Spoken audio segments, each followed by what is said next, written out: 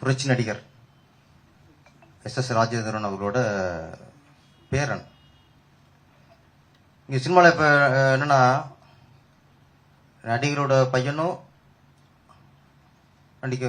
நடிகராகணும், music பையனும் நடிகராக தான் வருவாங்க, ஃபைட் மாஸ்டர் பையனும் நடிகராக தான் அறிமுகப்படுத்துவாங்க, டான்ஸ் மாஸ்டர் பையனையும் நடிகராக தான் அறிமுகப்படுத்துவாங்க. இங்கே எந்த டெக்னிஷனும் சரி, தான் பையனை மட்டும் எல்லாருமே நடிகராகவும் ஹீரோவும் அறிமுகப்படுத்துறதுல தான் இங்கே நிறைய ஆர்வம். ஏன்னா நடிகருக்குங்கிற ஒரு அந்த மாஸ், அந்த பவர், அந்த புகழ் வேறங்கிறது அவங்க கணிப்பு.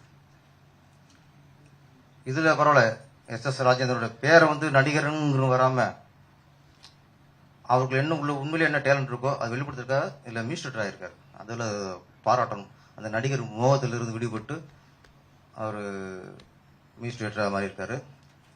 அதே மாதிரி விஜய் சார், தளபதி விஜய் சாரோட பையன், அவர் இன்னைக்கு ஹீரோவானா பெரிய வரவேற்பு இருக்கு, பெரிய பிசினஸ் இருக்கு.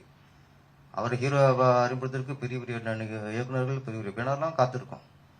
ஆனால் அவருக்குள்ள ஒரு லட்சியம், நடிகருங்கிற முகம் அவருக்கு வரல. இப்போ எஸ்ஏசி சார் வந்து இயக்குனர் பையன் தான் விஜய் சார். ஆனால் அவருக்கு டேரக்ஷன் பண்ணுங்கிற தாட்டும் இல்லை, நடிகர் அங்கிருந்து தாட்டும் இருந்துச்சு. ஆனால் நடிகரோட பையன்